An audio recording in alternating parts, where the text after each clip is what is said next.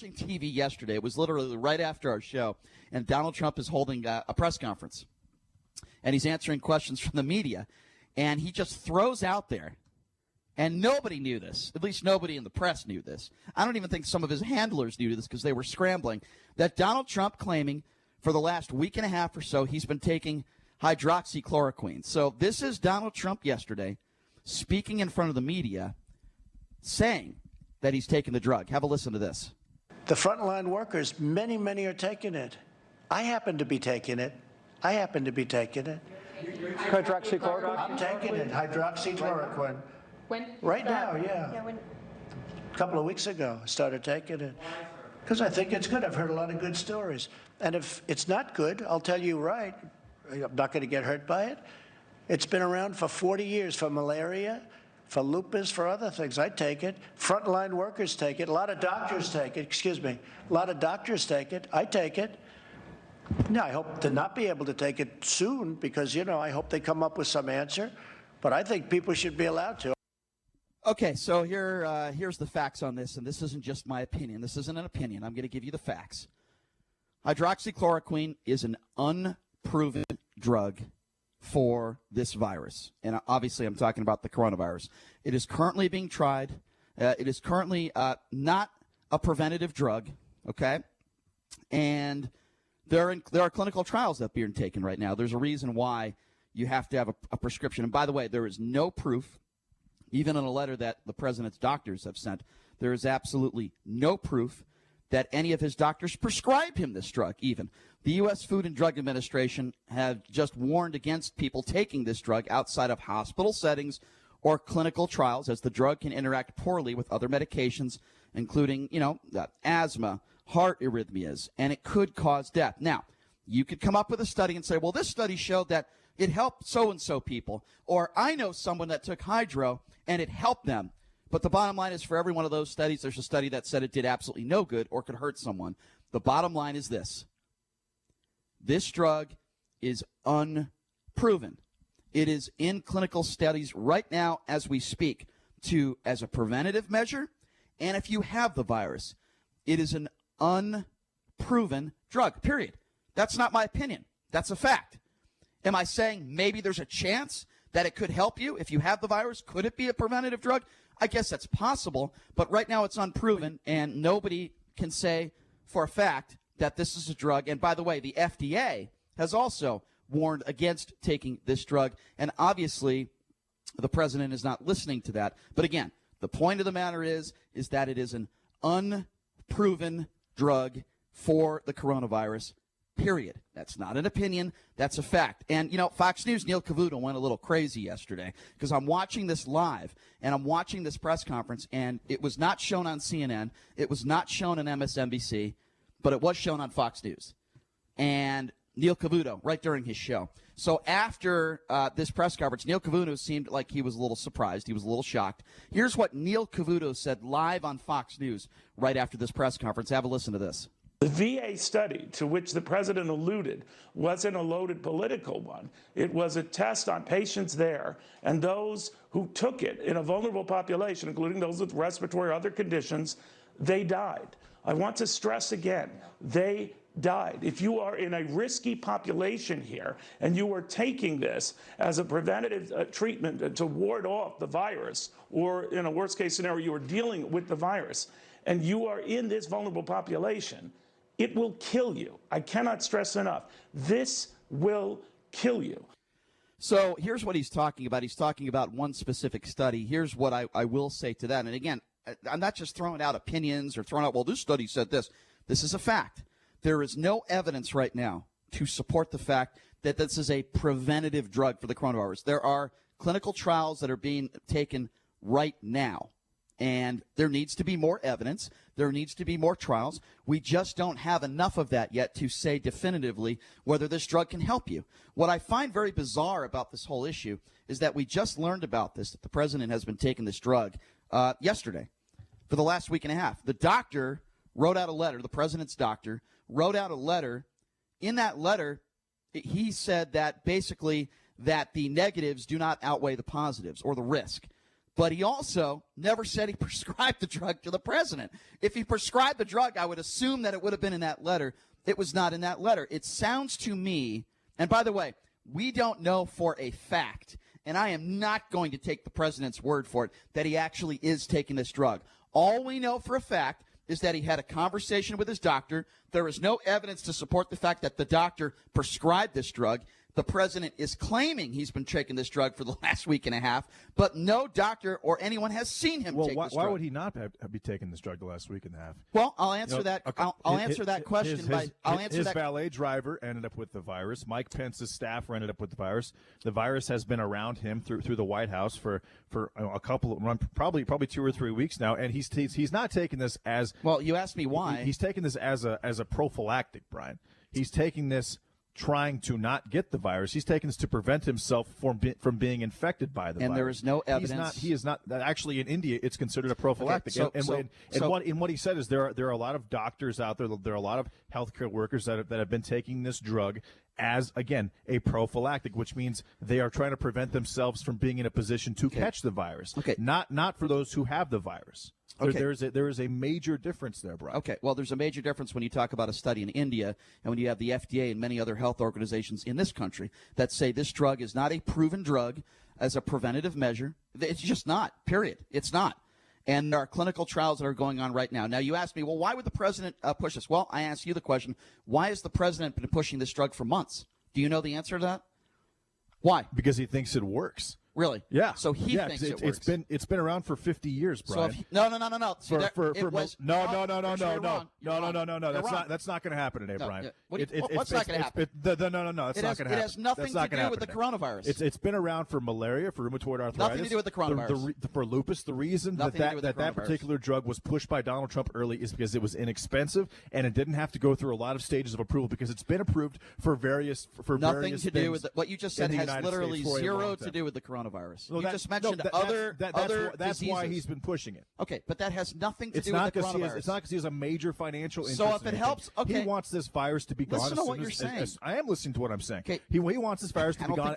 I am as soon as humanly possible, just like I do. And people in his administration have had the virus, so he is trying to protect himself from getting the virus. And apparently, a couple of doctors out there are telling him that that's okay to do. And is he morbidly obese, as Nancy? We're going to get to that. As Dr. Nancy Pelosi. Dr. Nancy Pelosi with her PhD. We're going to get to that. As she claims that Donald Trump is morbidly obese and he shouldn't be taking this. No, he's not morbidly obese. But that doesn't change anything, Brian. He is taking this as a preventative measure from getting the virus, not from having the virus and making it worse. Okay, so we're going to get to that audio. Okay, we're going to get to that. I didn't want to talk about that right now, number one. Number two, the reason why I said no, because you mentioned a bunch of diseases that have absolutely nothing to do with the coronavirus. And this specific drug, in regards to this specific virus, there is not enough evidence to support the fact that it works as a preventative drug, and there is not enough evidence to support the fact that it even can help you if you have the coronavirus. Now, you can look at one study that says this, and then you can look at another study that says something else. The majority of doctors across the country right now are saying it's not proven yet, and we don't know enough information whether it can help you or even be used as a preventative. Hold on a second. Used as a preventative measure for this virus, period. That's it. And I'm not disagreeing with that, Brian. Are you angry that Donald Trump is taking this drug? Here's what I'm angry at.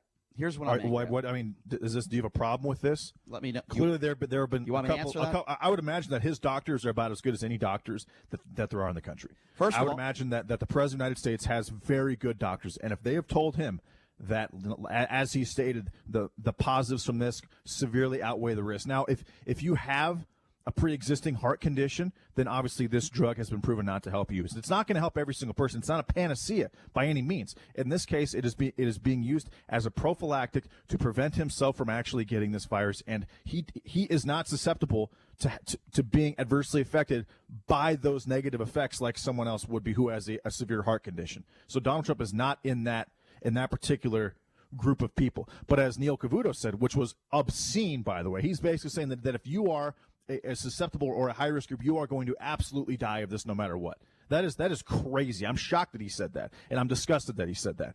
But Donald Trump clearly is not in that particular category. I'm sorry, did you ask me a question? Because I don't remember what the beginning of the question you asked me. What did you ask me again? I didn't ask you a question, Brian. Yeah, at the beginning you did. I just don't remember. Okay, we both forgot. All right, that's cool. All right, so coming up, I want to play you now. You mentioned this a little bit. Nancy Pelosi, she was on Anderson Cooper's show earlier, and this was yesterday, and this was her reaction to Anderson Cooper asking her about what she thought about the president taking this drug. Here is her response.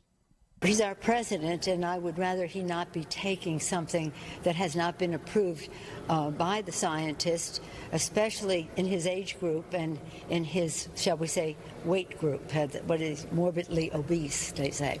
So I think it's not a good idea. Okay, so she's half right on that. And I did a little bit of research on this myself to find out what the actual definition of where his weight is. He tipped the scales, last I checked, 243 pounds. The man is 6'3". He is obese, but from a clinical medical perspective, he is not morbidly Not even obese. close to morbidly obese, Brian. Now, but he's not in very good He's shape. 30.4 BMI. 30.0 is obese. So he is barely over obese. Okay, so I'm not going by your definition. I'm going by Donald Trump's doctors and their definition, not yours, theirs. And I'm all due respect, I'm going with their definition of what he is. 6'3", 243 Right. pounds. He is officially obese. Now they're saying I just said he was. He's not severe. He's not extreme. And he would need to weigh somewhere around the lines of 320 pounds to be morbidly obese. Now, here's what's going on here. This is obvious. And I don't necessarily agree with Nancy Pelosi calling him morbidly obese because it's not factually accurate. But here's what I will say.